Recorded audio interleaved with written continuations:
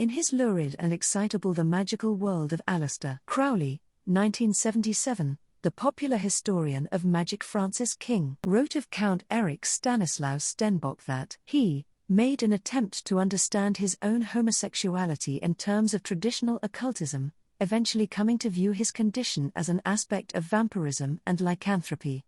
Torn between Catholicism and diabolism, he died, deluded that a huge doll was his son and heir, in 1895. This fantastical portrait of a decadent and his doom is as much as even the most dedicated enthusiast of Baroque fiction might have known at that time about Stenbock, a deeply mysterious writer described by W.B. Yeats, in his anthology The Oxford Book of Modern Verse, 1892–1935, as a scholar, connoisseur, drunkard, poet, pervert, most charming of men. Eric was born, on March 12, 1860, to Lucy Sophia Stenbock, the daughter of a well-to-do German cotton importer who had moved to England, and her husband Eric Friedrich Diedrich Magnus Stenbock, a member of the extended Swedish and Russian aristocracy, with large estates in Estonia, having the beautiful manor house at Kolga, known in German as Kolk, as the family seat. He was christened Eric Magnus Andreas Harry, and brought up at Thurlestane Hall in Cheltenham.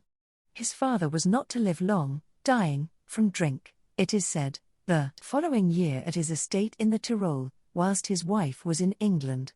Lucy soon remarried a gentleman called Frank Mowat, a clerk in the British government's Treasury Office. He was to become permanent secretary in 1894. Information about Eric's life is often scanty, but we do know that his health was poor as a child. The young boy entered a school in Wiesbaden, Germany in 1874, as desired by his stepfather. Leaving Wiesbaden in 1877, he went up to Balliol College at Oxford University, but he remained there for only 4 terms. In a letter from March 27, 1877, Mowat wrote to Nikolai Stenbock, "Eric has, as you know, become a Roman Catholic. It is a very great grief to his mother and myself, and will, I am sure, cause sorrow to all his family. He is, however, still young, and perhaps at Kolk, where there are very few priests, he may grow wiser as he gets older, and again join some less ridiculous religion. Eric's health until the last few years has been not good, and it has made his education very difficult. He is now, however, quite well and strong, as you will find when he comes to you." The problem was not just Eric's conversion to the ridiculous religion of Roman Catholicism, at which he had taken the name Stanislaus, in honor of one of his favorite saints, Saint Stanislaus Kostka. Frank Mowat foresaw future problems that would arise from Eric's idiosyncratic and profligate nature. "I strongly recommend that he should not be allowed to spend too much money. I will supply him with an allowance of £400 a year, which ought, while he remains with you, to be sufficient for his entire expenditure, including the amount which he will have to pay to his tutor and professors. If he is allowed to spend more money or to get into debt, I am afraid from my knowledge of his character that he will easily become extravagant." In 1881, at age 21, Eric published his first book, Love, Sleep, and Dreams, a short collection of haunting, melancholic, and tortured poems, including an untitled piece about a passionate male heart that loved the subject of the poem when he was a boy.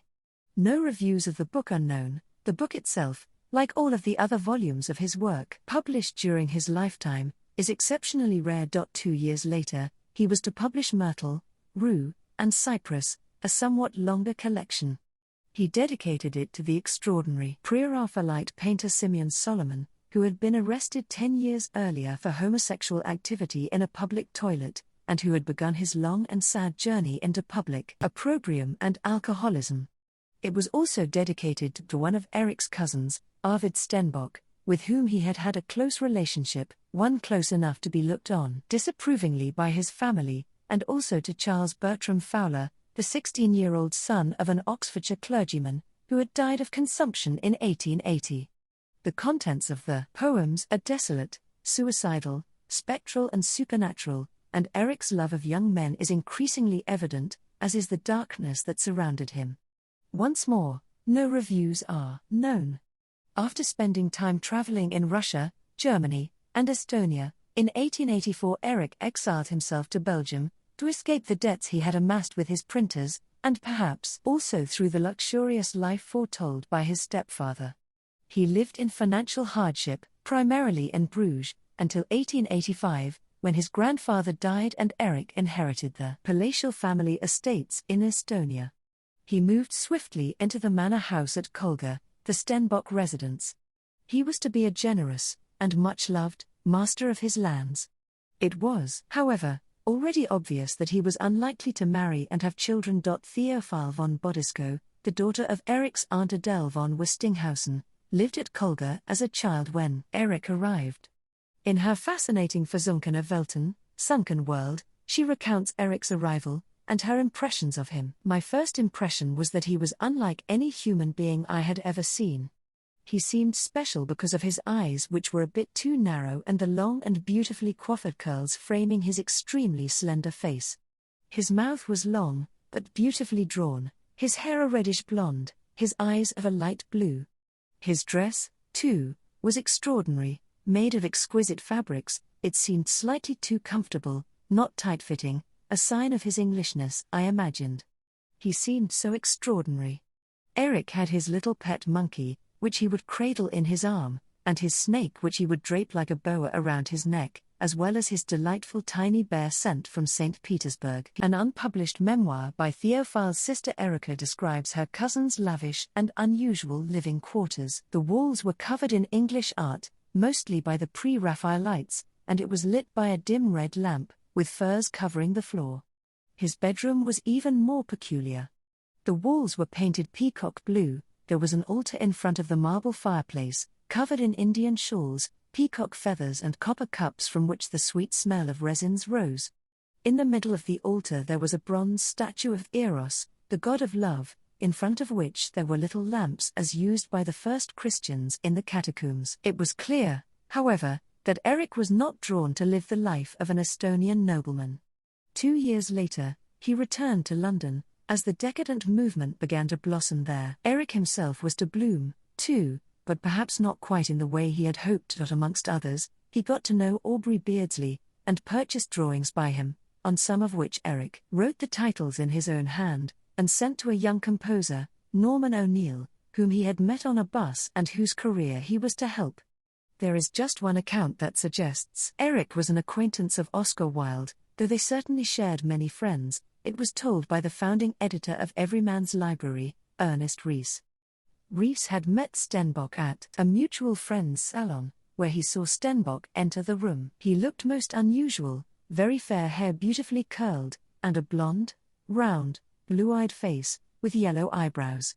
He waved his head as he paused at the door, and took a little phial out of his pocket, from which he anointed his fingers, before passing them through his locks. He was like a magnified child. It took me a moment to believe he could be real, and there were other guests in the room who were yet more puzzled. Rhys went on to write, and it must be noted that he had something of a reputation for inaccuracy. Whether it was Stenbock's eccentric reputation as a poet with a familiar in the shape of a magic toad, which had inspired his curiosity, Oscar contrived, after many ineffectual attempts, to be asked one day to tea at Stenbock's rooms in Sloane Terrace. You have heard of his upstairs sanctum with a sacred lamp burning between a bust of Shelley and a little ebony image of the Buddha. Unluckily, Oscar was an addict of the cigarette, and when he reached the room and saw the sacred red flame, his first impulse was to stalk across and light the cigarette at its ray. Stenbock, hearing of his arrival, appeared at the door just as this horrid act of desecration was committed and with a shriek, fell to the floor in a real or histrionic swoon. Whereupon Wilde stood a moment over the prostrate Ger, spurned it with his foot, took 2 or 3 puffs at the accursed thing, and made his exit. Stenbock certainly did know Arthur Symons, a decadent poet as well as a versatile man of letters. Symons suffered a terrible breakdown in 1908, from which it seems he never fully recovered. In a powerful essay entitled A Study in the Fantastic, Symons remembers some of Stenbock's characteristics. He lived in a bizarre, fantastic, feverish, eccentric, extravagant, morbid and perverse fashion. There was in him something fascinating, disconcerting. He was one of the most inhuman beings I have ever encountered, inhuman and abnormal, a degenerate, who had I know not how many vices. He was obsessed by the immense sense of death who might leap on him unawares, by the visions of those who, while they are supposed to lie hid in their secret sins, are scattered under a dark veil of forgetfulness, being horribly astounded, and troubled with sights. Nothing of Eric's was to be published again until 1893, when his third and final book of poems, The Shadow of Death, was published, in which he included a touching sonnet to Street Stanislaus Kostka, whose name he now bore. His darkest and saddest collection, it received a withering review from the Pall Mall Gazette, who called it an elaborate and screaming parody of that latter-day literary abortion, the youthful decadent. It goes on to say, the slipshod versification, the maudlin sentiment, the affected preciousness, the sham mysticism and sham aestheticism, the ridiculous medley of neo-paganism and neo-Catholicism, Verlaine and the Vulgate, all the nauseating characteristics of the type, in short, are here reproduced in lively burlesque. Eric's only collection of short stories, Studies of Death, subtitled Romantic Tales, appeared in 1894, the year before his death, and a respectable review appeared in the Glasgow Herald. In the same year, he had submitted his strange supernatural timeslip play, La Mazurka des Revenants, to that decadent Bible, the Yellow Book. It was rejected by the editor, Henry Harland, owing to the great pressure on our space. Nothing else he wrote was to appear in his lifetime. His work, like his life, was coming to its end. W. B. Yeats based the character of Count Sobrinsky, in his posthumously published novel The Speckled Bird, on Eric, characterizing him in that book as looking half like an old man, half like a very young baby. In an account he wrote of their dinner together shortly before Eric died, Yeats quoted Eric as saying, "I have only 6 months to live. I am exceedingly dissipated, but I do not neglect my religious duties, I assure you. I see my confessor frequently." Yeats observed that Stenbock himself had been forbidden to eat anything but bread and milk, but drank limitless champagne. He was like a gay, clever, charming child, finding amid death and decay an exquisite innocence, and with the petulant, angry fits of a child. It is from this period too that one of the strangest stories that the family told concerning Eric comes.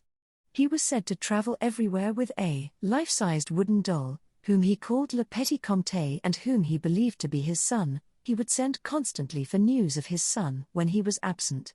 Sadly, there is no other corroboration for this curious and evocative story. One of the last accounts we have of Stenbock is given by Ernest Rhys. He visited Eric for supper, and observed, "How changed from the mercurial boyish Count Stenbock I once knew. His curly locks were gone, his lips bloodless, and there was no sparkle now in his china blue eyes." Not long after, Rhys was to see the Count for the last time, meeting him for dinner at the famous London public house, much frequented by artists and poets, the Cheshire Cheese, on Fleet St. He looked out of place in that old tavern, consuming stewed cheese flanked by triangles of toast and drinking old ale. Stimulated by these refreshments, he talked about a book he intended to publish, Studies of Death, and then about the inappropriate subject of death itself. "Death," said he, "is a dirty doorway to a wonderful region where there will be no London fogs and none of the evil that trouble the poets and artists here." My last impression was of him standing there on the railway platform, hat off, his flaxen curls looking almost white in the staring arc lamps of the great railway station at King's Cross. In a later account, he poignantly adds that Stenbock was waving a yellow silk scarf on the platform in farewell. Eric died on April 26, 1895, at his home, with Dean Hall near Brighton. It was said that, in a drunken rage, he had tried to attack someone with a fire poker, perhaps the housemaid of whom Eric said, according to Yeats' account of their dinner, "How I hate her, how I hate that woman." At the family seat in Estonia, Count Michel Stenbock, to whom Eric had given Kolga after returning to London, had a vision, whilst a storm raged outside, of Eric's face appearing at his window, weeping and in great distress. His vision was accompanied by a sense of great despair. The following morning, a telegram came to Kolga with news of Eric's death. On the death certificate his name is now written Eric Stanislaus Magnus Andreas Harry Stenbock. His causes of death were listed as hepatic cirrhosis, ascites, dropsy, a symptom commonly associated with cirrhosis of the liver, and asthenia. He was buried on May 1, in the presence of a large number of relatives and friends. His gravestone in the Catholic Cemetery in Brighton, East Sussex, gives his name as Eric, Count Stenbock, Harry, and the date of, and his age at, his death, April 1895, aged 35 below his name. It is said that his heart was extracted and sent to the church at Kusel, Estonia, where the Stenbock family's graves are to be found. As Oscar Wilde's champion Robert Ross said of Stenbock's friend Simeon Solomon after his public disgrace, for poor Solomon, there was no place in life. Casting reality aside, he stepped back into the riotous pages of Petronius. The same description could equally be applied to that enigmatic, and most decadent, poet and writer Count Erich Stanislaus Stenbock.